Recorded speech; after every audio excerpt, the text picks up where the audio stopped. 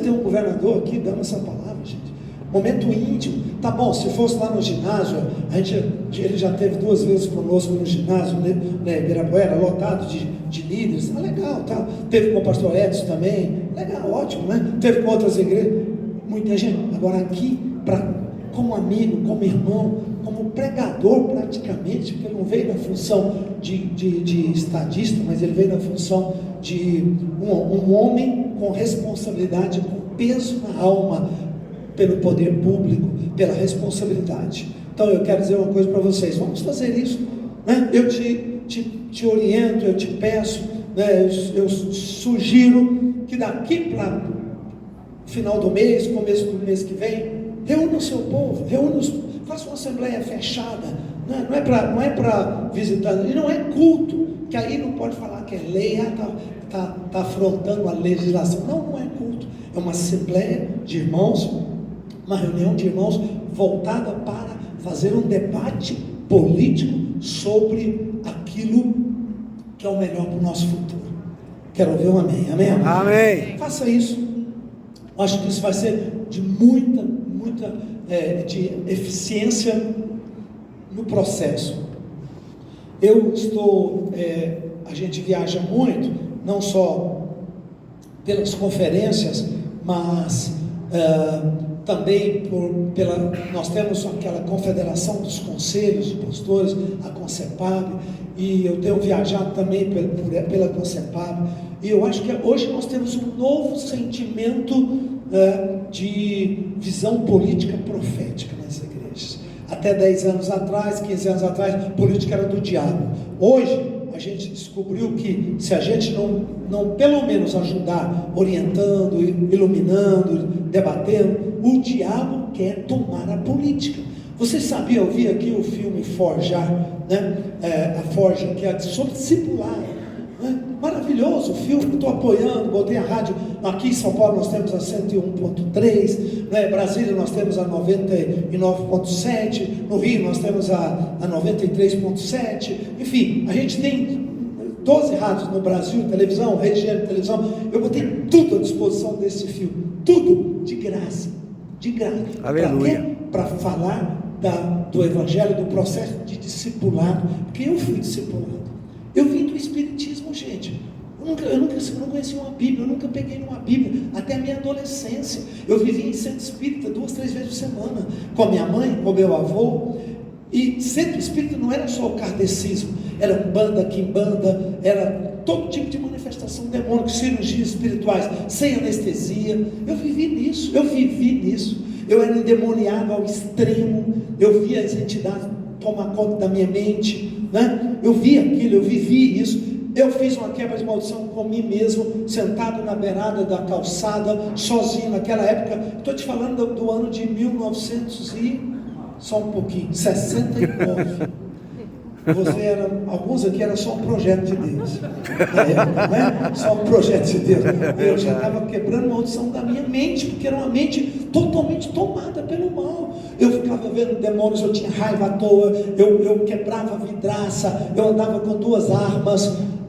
Meus amigos principais sequestraram um caminhão de arma para trocar com drogas, com maconha, com cocaína, e passaram esse caminhão, sabe para onde? Xambioá, Bico do Papagaio. Você sabe o que é isso? Revolução de 64, né? Foram pegos na época pelo doicote, quebrados, quase morreram de tanto apanhar. Eu não fui naquele dia, graças a Deus, Deus me guardou, eu não estava com eles, porque era do meu grupo, né? Não fui naquela louca operação. Enfim, eu vim de uma história das trevas, muito pesada, e me converti num acampamento da igreja presbiteriana, assim, despretensioso. Primeira vez que eu ouvi uma pregação, primeira vez que eu peguei numa Bíblia, primeira vez que eu ouvi um pastor, eu não sabia o que era isso. 19 filhos de presbiterianos, e eu no meio, espírita, eu e uma outra garota, Margarida, também espírita. Na hora que o pastor, sabe quem foi o pastor? Reverendo Vadislau Gomes. Sabe quem é Vadislau Gomes? Pai do Davi Gomes.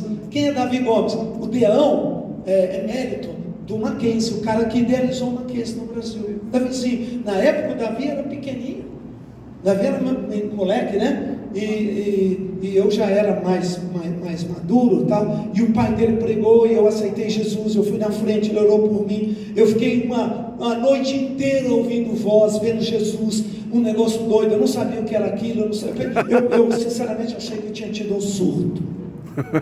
E não dormi a noite inteira com uma luz assim em cima de mim, e uma voz, e eu chorando e ficando em êxtase, um negócio mais louco. 6 horas da manhã bateram assim no meu ombro, era o meu amigo, falou: você ficou aqui a noite inteira, cara? Fiquei. Como você ficou aqui? Você ficou louco? Falei: não, o que você ficou fazendo? Não sei. O que aconteceu? Não sei. Eu ouvi uma voz esquisita, acho que é a voz de Jesus. O quê? A voz de Jesus. Vocês não falaram de Jesus? Vocês não pregam? Acho que Jesus veio falar comigo.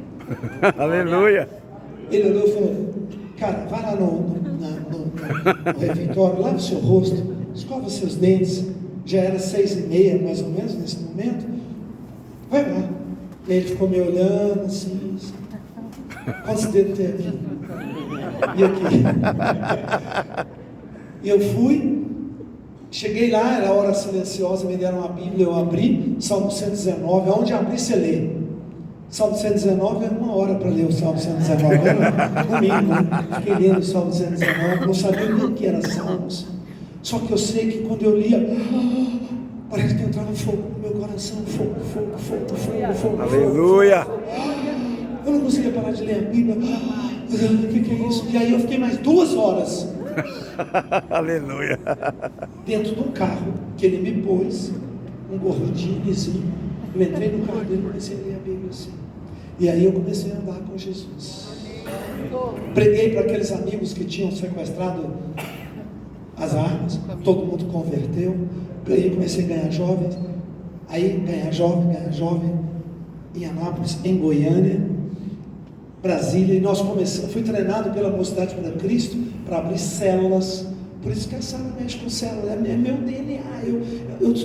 As células, meu Deus, eu vivo em todo tipo de modelo de célula. Na Mocidade para Cristo, como é que chama? O pessoal da universidade, que é a NPC da universidade, ABU, Aliança Bíblica Universitária. Pronto, entrei na ABU, Aliança Bíblica Universitária. E ali eu fiquei, recebi o batismo com o Espírito Santo 3 anos depois, e teve toda uma caminhada. E Deus fazendo muitos milagres, muitos avivamentos. E eu comecei a perseguir a igreja do Novo Testamento. Tudo que eu queria na igreja do Novo Testamento. Por isso que as comunidades nasceram. Eu fui mais ou menos o pai da visão das comunidades no Brasil. Quem me acompanha sabe que fazia aqueles grandes encontros em Brasília. 89, Sarney no Nilson Nelson. O pai do Júnior, Beto Bezerra, lá ao meu lado, lá, recebendo o presidente, eu tinha bigode. Fui professor da universidade na área de física, sou PhD em quântica, sempre dou aula, de vez em quando eu volto para a faculdade dando as aulas ainda. Hoje eu tenho um instituto chamado Ciência e Fé, Instituto Raiá, onde eu estou fazendo inclusive aquele trabalho de uma Bíblia comentada chamada Bíblia Científica. Uma Bíblia para fazer o ajuste de algumas traduções. Tarde de manhã é o primeiro dia, tarde de manhã é o segundo dia, tarde de manhã é o terceiro dia, e o sol aparece só no 4º dia. Eu comecei a ler isso aí quando eu tinha 16 anos, 15 anos, 16 anos. E comecei a falar, chamei meu líder e eu falei: tarde de manhã, sol no 4º dia. Isso aqui é uma furada, cara. Sem sol não tem tarde, não tem manhã, não tem energia, não tem iluminação, não tem nada. É verdade. Explica esse negócio aqui. Sabe o que ele fez? Cala a boca. Te proíbo de ler o Velho Testamento. Você vai ler só Salmo, Provérbios e o Novo Testamento. Essa foi a resposta. E eu comecei a anotar 200 dúvidas. E o pior, fotossíntese. Logo em seguida vem as plantas. Mas as plantas também não vivem sem sol, porque não tem fotossíntese. De onde vem a energia? De onde vem a radiação? No princípio, que diz, no princípio criou Deus os céus e a terra vazia e sem forma, e havia trevas sobre a face do abismo, o Espírito de Deus pairava, e logo em seguida aparece a luz. Disse Deus: haja luz, e hoje houve luz. Que luz foi aquela? Então, Josué, o sol parou. Meu Deus, o sol não pode parar. Se o Sol parar, você destrói. Você não destrói a Via Láctea, você destrói toda a expansão do universo. Porque são trilhões, são mais de 150 trilhões de galáxias. Galáxias. Você imagina, se o Sol para, tromba em Andrômeda, que está chegando para visitar a gente daqui 2 bilhões de anos, se Jesus não voltar antes, das duas vão ser uma só, né? E tromba, e vai, tromba. Então o Sol não pode parar. Como que o Sol parou? E Deus não quebra as leis da natureza, não pode. Desde Agostinho, Santo Agostinho falou isso, Tomás de Aquino reforçou isso, os grandes comentaristas judaicos, Raboni, Rashid, Nahomonides, todos eles alinhados, não pode, Deus não quebra a lei. Uma das coisas que eu fiz maravilhosa, eu tenho até que te dar, viu, Edson? Depois você me lembra, é o comentário das pragas do Egito.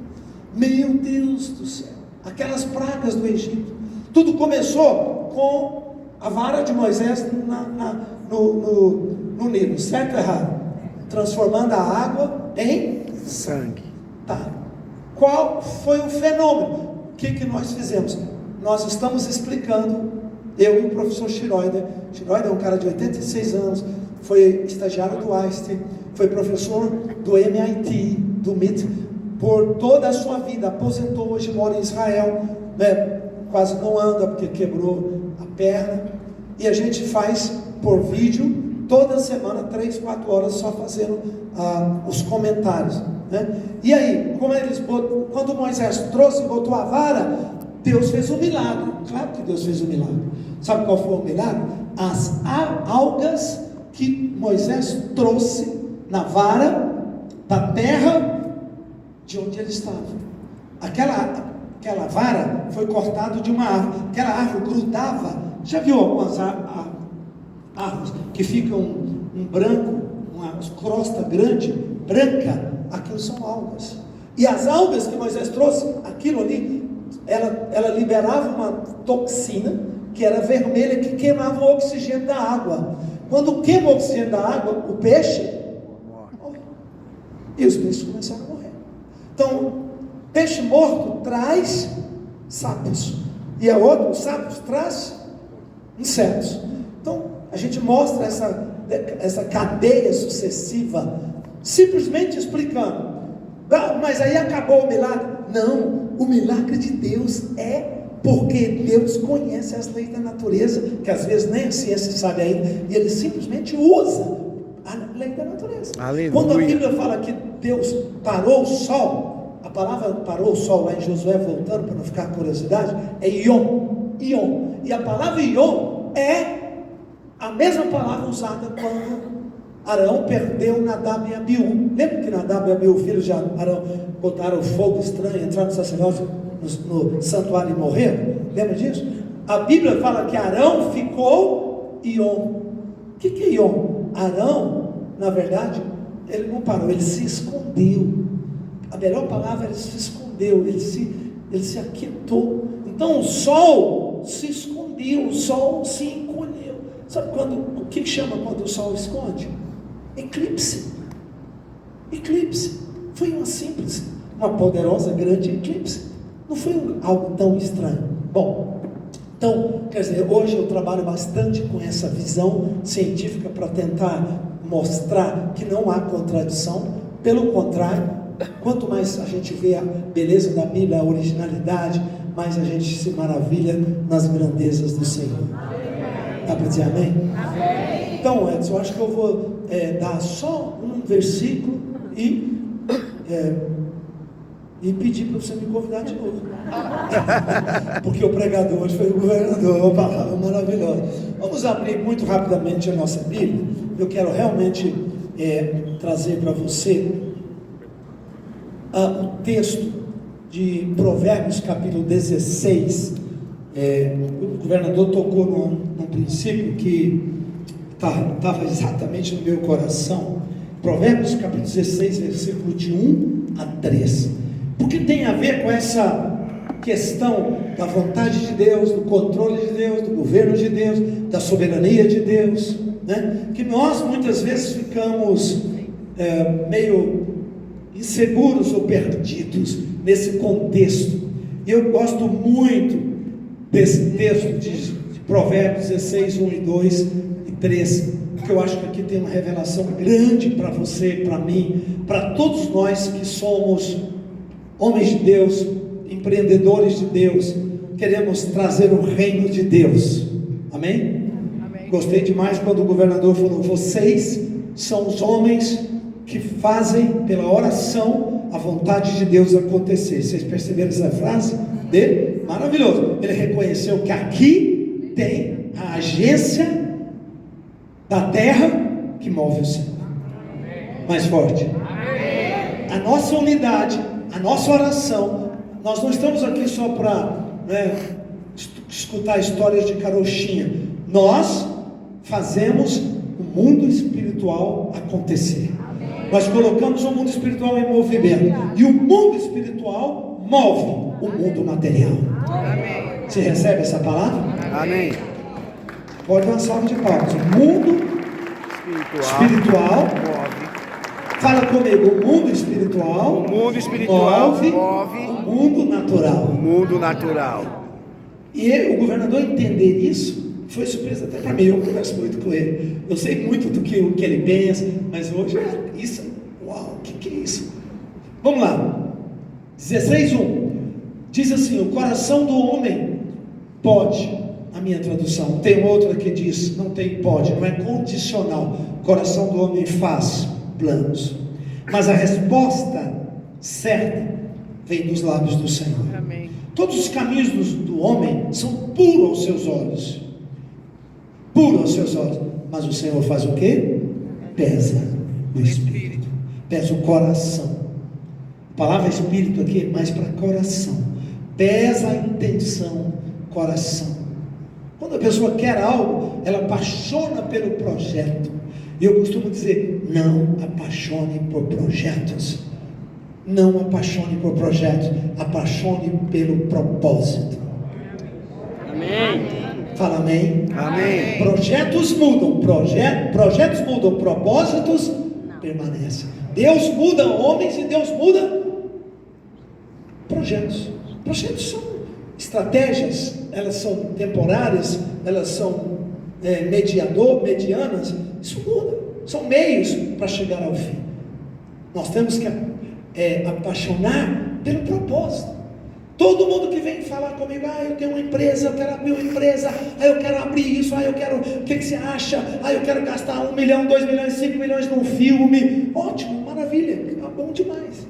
Mas não apaixona por esse projeto.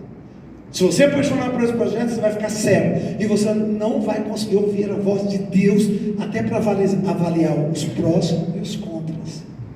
Porque quem apaixona por um projeto já se comprometeu, ele não está mais neutro.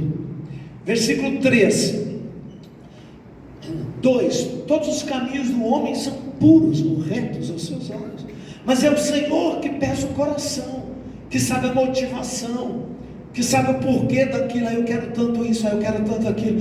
Então você apaixonou por isso, tá bom. Aí Deus pode dar a vontade permissiva e não a vontade perfeita.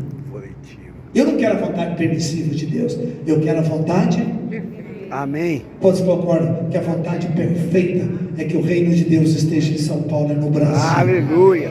Quantos concordam que nós vamos ver? Nossa geração pode ver isso. Dê uma salva de palmas. Nossa geração pode ver isso. Às vezes nós temos candidatos que você fala: bom, paciência, né? Não é o perfeito, mas é o possível. Eu até gosto muito do conceito, meus queridos parlamentares, ou candidatos a parlamentares. A política é a arte, não é a arte da perfeição. Política é a arte do possível. Nós temos que trabalhar com aquilo que é possível, com o menor danos colaterais possíveis. Tem pessoas que você vê que tem virtudes maravilhosas e fala, mas imagina uma gestão, imagina 10 milhões de pessoas na mão dela, ou sofrendo, sendo dirigido pelas decisões daquela pessoa. Quais são os danos? Imagina os efeitos colaterais disso. Pensa na irresponsabilidade. Tem gente que é egocêntrica, né? Pensa só no si, só no que eu quero, e vai quebrando tudo, pisando tudo, não entende lei, não respeita a lei, não respeita, porque a lei é limite. Se uma pessoa não consegue andar no limite na sua igreja com o seu pastor, ela não vai andar quando ele for empresário, e muito menos quando ele for político. Se ele não for, você foi fiel no seu discipulado, você foi fiel em alguém que te orientou, você viveu os limites daquilo. Não, ele quebrou tudo, não tinha, tanto que foi tirado daqui, tirado dali. Tá, e depois quando empresário, vai ser igual. E político? Político vai ser pior. Por quê? Porque nós, a gente, o tempo, faz com que os nossos defeitos se multipliquem, se a gente não estiver no altar e no santuário do Senhor. Então aqui ele diz: Deus pesa o coração, Deus pesa o espírito. E o versículo 3 diz: confia ao Senhor as tuas, tudo que você faz, entrega a Ele, coloca na mão dele. E a próxima frase é: os teus desígnios serão o quê? Estabelecidos. Não são seus sonhos. Eu amei, porque poderia ter a palavra sonhos. Nem sempre eu sonho aquilo que eu designo de Deus para mim. Amém. Entre meu sonho e o meu desígnio há uma diferença. Eu costumo pregar das conferências que eu faço. Toda vez que você chega na presença de Deus, o Espírito Santo energiza seu cérebro, energiza meu cérebro. As luzes começam, e nós entramos no mundo espiritual, e vem luzes, e vem flashes para todo lado.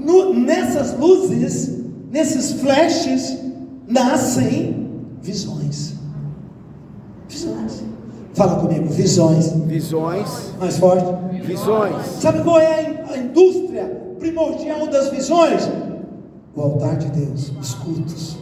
O povo de Deus não vai no altar para escutar, vai para receber visão. Porque quando você conecta no altar, quando você conecta no Santo dos Santos, quando você adora, quando você ouve uma palavra profética, seu cérebro ligou. E sabe o que acontece? Deus começa a mostrar visões. Luzes começam a se acender. Aquelas visões normalmente transformam em sonhos. Eu tenho um sonho de ter uma igreja, de comprar um prédio, de construir para 5.000 pessoas. Eu tenho um sonho de lançar 100 livros. Eu tenho um sonho de ter uma editora. Eu tenho um sonho de montar um painel para produzir filmes, um estúdio de produção de filmes. Eu tenho um sonho de sonhos, ótimo. Mas fala comigo, fala, luzes. Luzes. Mais forte, luzes. Luzes. As luzes trazem o quê? Visões. Fala, visões. Visões. As visões normalmente são transformadas em sonhos. Sonhos normalmente descem em forma de projetos. Um projeto é um sonho amadurecido, posto no papel. Projeto é um sonho que se tornou uma organização, que você tem agora um rumo. Porque sonho é muito metafísico. O sonho é absolutamente abstrato. Já o projeto não. O projeto é concreto. E Deus pega, vê, e aí você vai orar, eu vou orar, nós vamos clamar e pedir, buscar, que aqueles projetos sejam realidades. No final das contas, Ele diz: entrega as tuas ações nas mãos do Senhor, e os teus desígnios, aqueles projetos que foram inspirados por Deus, que nasceram no altar do Senhor, Deus vai validar isso, e isso vai se tornar o seu desígnio, e depois vai se tornar o seu legado, porque você realizou, concretizou e recebeu. Amém.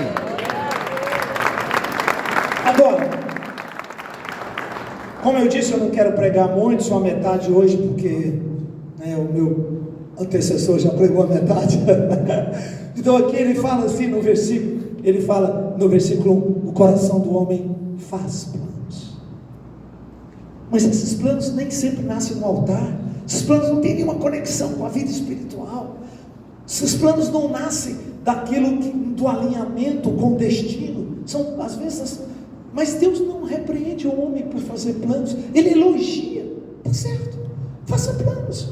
Você tem que planejar. Se você minimamente não planejar a sua vida, o que vai ser daqui 2 anos, 4 anos, 5 anos, 10 anos? Eu não quero isso. Eu costumo dizer para minha esposa, eu estudo os meus próximos 10 anos meticulosamente. Eu programo cada mês, cada ano, cada semana, porque eu escuto a turma que já está nos 80, nos 70, e como é que foi chegar lá? E o que você aprendeu? E eu antecipo todos os níveis, alimentação, saúde, exercícios físicos, exames, eu antecipo tudo que eu posso. Nós temos que fazer plano. Deus não repreende. Ele diz, é bom que você faça plano, é importante ter plano, mas ele diz, a resposta não é porque você planejou, a resposta vem dos lábios do Senhor. Deus vai falar, estou validando. Deus vai mandar os anjos concretizar. Deus vai dar uma palavra. Deus vai te dar uma ordem. E quando Deus te deu uma ordem, aquele plano que você planejou, aquilo que saiu da sua prancheta, vai se tornar a próxima realidade daqui 2, 3, 4 anos. Amém? Diga comigo, fale comigo, bem rapidinho. Diga, tudo que existe. Tudo que existe. A cadeira, o som, o telão, o prédio, tudo que existe. Antes de existir, existia na mente de uma pessoa. E depois na prancheta. Tudo primeiro nasce na nossa mente, no nosso cérebro. É aqui a fonte, aqui a indústria básica, primordial. Então ele diz, o coração do homem faz plano, mas não apaixone pelos seus planos, porque alguns concretizam, outros não. Se for a vontade de Deus, estiver alinhado com os desígnios, vai acontecer, mas se não for, ele vai morrer devagarzinho no caminho. Deus não tem compromisso com os sonhos, Deus tem compromisso com os desígnios, porque nossos desígnios foram determinados. Eu tenho tanto versículo aqui que chega até bagunçar a cabeça. Aí ele fala, todos os caminhos dos homens são puros, são bons, mas o Senhor pesa a intenção, a motivação, o Senhor pesa o coração, né? Se a pessoa apaixona por um projeto, ela quer aquilo acima de qualquer coisa. Tem pessoas que apaixonam por pessoas, às vezes até inconveniente, é casado, apaixonou por uma menina, tá? Mas aí o cara vai construir toda uma teologia para justificar aquela posição. Ruim isso, né? Eu não quero apaixonar nem por plantas, e muito menos por pessoas. Eu quero apaixonar por meu Deus e o meu propósito. O resto não vale nada. Quantos podem dizer amém? Amém. É isso que eu quero, só isso que eu quero. E o resto. Por quê? Porque não compensa gastar tempo, energia. Não é um caminho da vida. Não é um caminho da vida. Deus pesa o coração. Deus pesa a motivação, hein? O verdadeiro interesse. E é isso que vai contar. Deus pesa. E o 3 é: confia ao Senhor nas tuas ações, tuas obras, e os desígnios que Ele escreveu a teu respeito será estabelecido. Glória a Deus. Amém? Amém. Quantos podem dizer amém? Eu recebo. Amém, eu recebo. Os desígnios do Senhor. Eu só quero dar mais um versículo para você, que eu amo esse versículo, e aí eu já vou devolver o microfone para o pastor Edson. Capítulo 46, versículo 10 de Isaías. Isaías 46, 10. Isaías 46, 10. 10 e 11. Tem tradução? Tem como projetar aqui? Se tiver, senão eu vou direto. Acho que não, né? 46, 10. Que coisa fantástica. Ele diz assim. Está aqui. Ótimo. Que bom. Aí ele diz, desde o início, aleluia, faço conhecido o fim. Diga amém. Amém. Nós somos o povo de visão profética. Amém. Mais forte. Amém. Uma das características nossas de andar com Deus é ter visão do futuro. Mas não é uma visão do futuro por adivinhação, muito menos por estatística. As ciências das estatísticas, né, estudam o futuro. A gente tem padrões como cientista. Vou falar um pouquinho assim. Como cientista, a gente tem padrões que dá para você ver o futuro, os próximos 10 anos, a economia do futuro, né, a questão geopolítica mundial daqui a 10 anos. Você tem. Só que a probabilidade, 60%, 70% de possibilidade. Deus não. Ele diz, desde o início, eu anuncio o fim. Nosso fim já está determinado, meu irmão. Você não vai ser um experimento, você não vai ser uma possibilidade, você é uma determinação de Deus. Aleluia.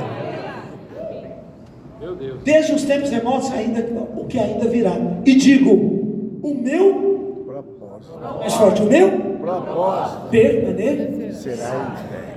E farei tudo aquilo que me agrada. Tem outra tradução, né? Eu farei toda a minha vontade. Mas eu amo isso. Meu propósito, este permanecerá. Meu propósito, né? Meu conselho será firme. Meu propósito. Sabe, mas bispo, nem sempre a gente vê isso acontecer. Deixa eu te falar. Aí eu entro numa coisa que eu concordo com, não sei até quanto que o governador entende isso. Isso tem a ver um pouco com a teoria quântica, da modulação do universo, da matéria do universo, pelo cérebro humano. Isso é uma coisa complexa, eu não quero tocar nisso, porque é bastante complicado, mas é maravilhoso, maravilhoso. Deus colocou o plano e a sua vontade. Agora, a igreja é que tem que dizer: venha a nós o teu reino. Deus não enfia o reino dele goela abaixo. Amém. Hã? Amém. É uma possibilidade. Ele dá a condição. Daí entra a oração da igreja. É aquela geração que vive naquele tempo que vai fazer aquilo acontecer ou não. Ou não. Que vai aceitar o pecado, que vai aceitar a abominação, que vai aceitar, né, os abusos. Presta atenção, nossa geração é guerreira.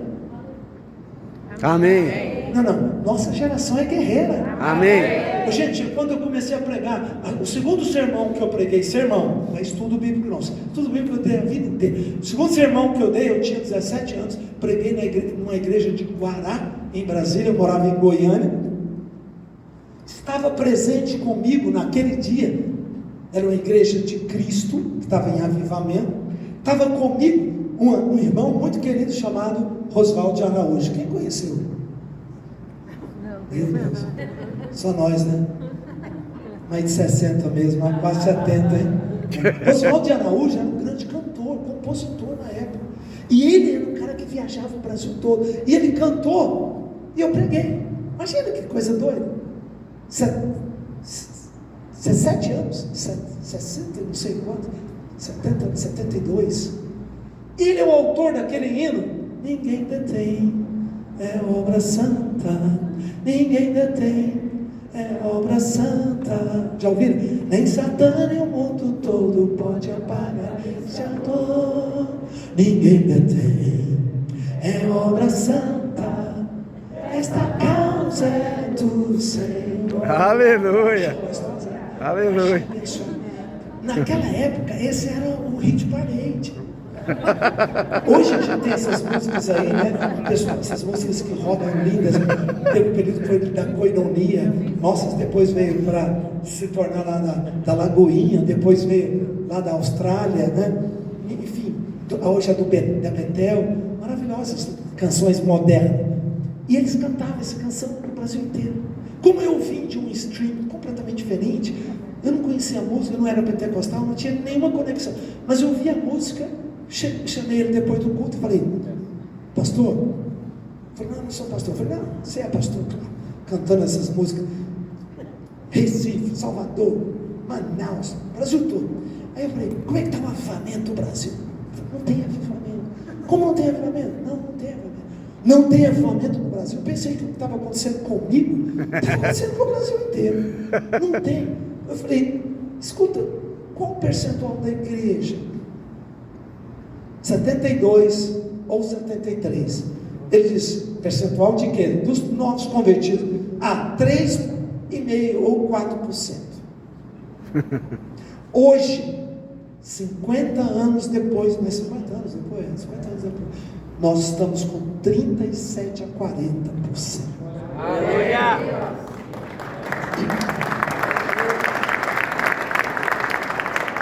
Sabe por quê? Porque nós somos uma geração que quebrou pedras. Aleluia. A minha geração, do pastor Edson, Silas Malafaia, né, dessa geração de 60 anos, essa geração nossa, quebrou pedras. Quando eu fui eu era professor universitário, estava abastecendo meu carro no sábado. Chegou uma cigana para ler minha mão em Goiânia. Tinha acabado de sair do laboratório de física. Moço, quero ler sua mão, quero ler sua mão. Eu olhei para ela, falei, lê minha mão. Eu falei, tá, botei a mão. Mão forte. Olha, prosperidade, riqueza. Falei, terminou? Terminou. Eu peguei a mão dela e segurei. Falei, agora eu, moço, vou ler sua mão. Ah, mas como? Falei, moço, lê? Lê. Moço, é o quê? Falei, sou espiritualizado. É bruxo? Falei, não, mas eu sou ungido.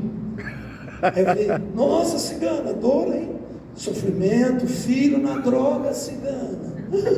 Família sofrendo muito, cigana. Ela começou a chorar. Como é que você sabe isso, moço? Eu abri a porta do carro, orei com ela. Aí eu falei, eu quero abrir uma célula lá. Ganhamos toda uma tribo de ciganos. Aleluia! Glória a Jesus! Aquela brincadeira foi um avivamento. Aleluia! Ganhamos toda uma tribo de ciganos.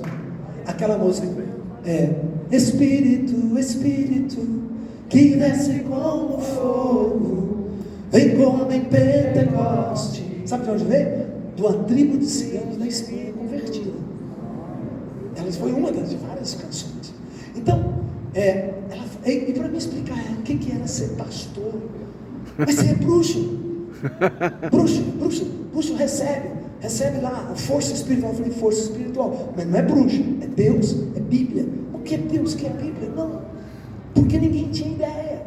Hoje, o Brasil tem orgulho de dizer que o Brasil é gospel, que o Brasil é coach, que o Brasil acredita nos valores cristãos. É assim ou não é? É. Nós temos um avivamento de crescimento, um avivamento de quantidade, não é um avivamento de qualidade, não é um avivamento de muitos milagres e prodígios, mas é um avivamento de crescimento. Nós ganhamos 72 milhões de brasileiros servem a Jesus Cristo. Amém. Sabe o que é isso? Uma Argentina e meia. Na minha geração, na nossa geração lá atrás, não era isso. Sabe por quê? Nós somos uma geração guerreira. Aleluia.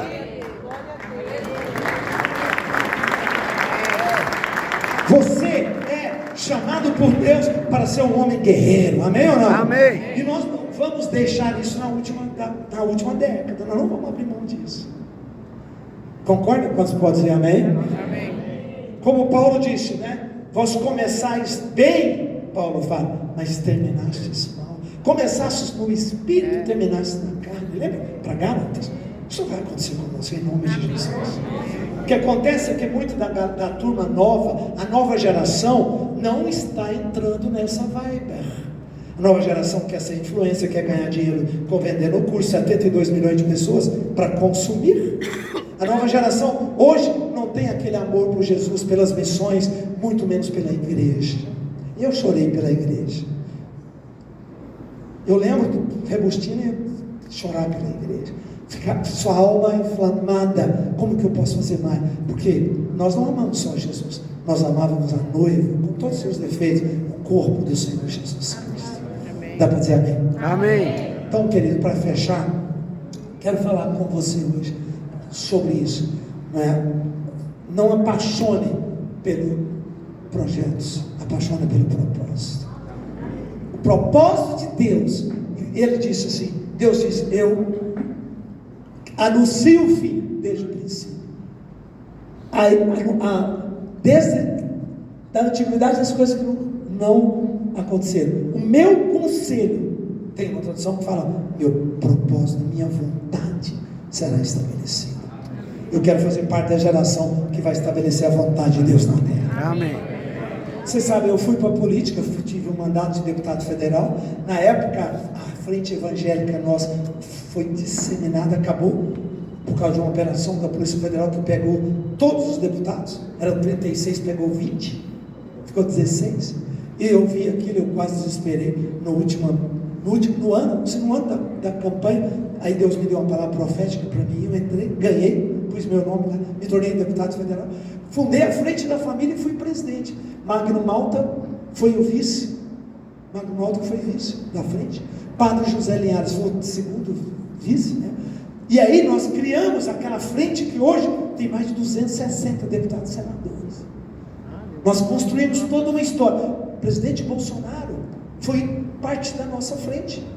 Ele, naquela frente que ele aprendeu valores cristãos. Bolsonaro era um deputado comprometido com militar, os militares, defesa das Forças Armadas.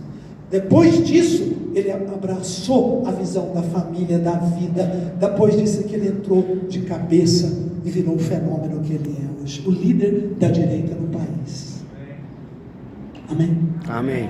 Vocês que são candidatos, que bom. Vai para a política e faça, e leva o reino de Deus, e leva o propósito de Deus para a política. Em nome de Jesus. Vamos levar o propósito de Deus para a cultura, vamos levar o propósito de Deus para as artes, vamos levar o propósito de Deus para o futebol, vamos levar o propósito de Deus para o esporte, vamos levar o propósito de Deus para a sociedade, vamos levar o propósito de Deus para cada parte deste Amém. mundo e desta sociedade. Em nome de Jesus.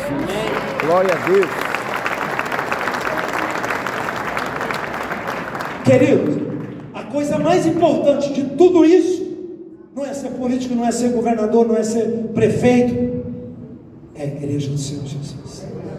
Que a igreja muda o mundo, a igreja fecha as portas do inferno. A política não fecha as portas do inferno, a igreja.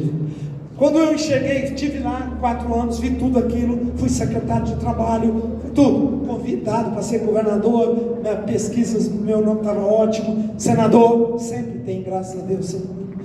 Eu me pergunto, aonde eu sou fundamental? Aqui, treinando jovens, pregando o evangelho, forjando uma nova geração, ou lá, onde eu vou ser mais um? Tem gente que pode me substituir bem lá, aqui não. Aqui talvez eu seja um dos poucos, dos únicos, pelo menos a Sara, né? Eu criei a Sara, eu gerei as comunidades e depois a Sara Nossa Terra. Sara Nossa Terra foi um passo acima das comunidades, onde eu dei um freio de arrumação na gestão financeira, porque as comunidades tinham avivamento demais, igreja para todo lado, mas não pagava as contas, tinha divórcios, tinha adultério e não tinha autoridade. Eu falei, não dá para me ficar com um movimento grande desse nas minhas contas, na minha responsabilidade. Aí eu dei um freio de arrumação. 120 comunidades na época, pastor Edson. Eu abri tudo com eles, tudo, gente que vocês devem conhecer, claro.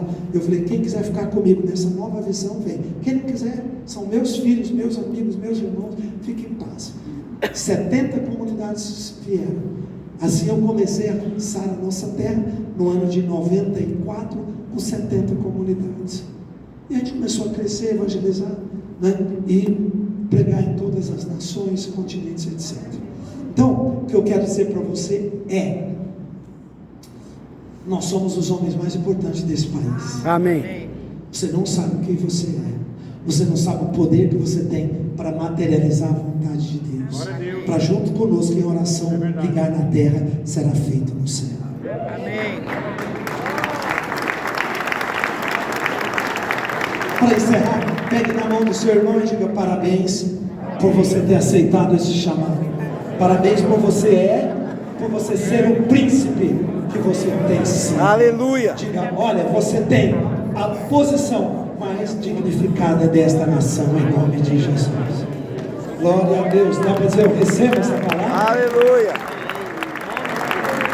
Por isso, daí veio a delicadeza de você não apaixonar por qualquer projeto, de você não pensar que qualquer coisa, que às vezes um sonho que nasce no seu coração, automaticamente é um sonho de Deus. Por isso, é tão importante a gente saber como andar, aonde pôr os pés. Vamos guerrear nessas eleições, vamos trabalhar profeticamente, vamos fazer nossa parte. E eu sonho com 2032. 2032 vai ser o ano que a igreja terá 50,8% do país evangélico. Vai ser o ano da virada. Amém ou não? Amém. E você vai viver essa virada. Amém. E você vai fazer parte dessa virada. Amém. Nós queremos um avivamento maior do que o que estamos vivendo, em nome de Jesus. Beijo no seu coração, pastor Edson. Vamos ficar em pé.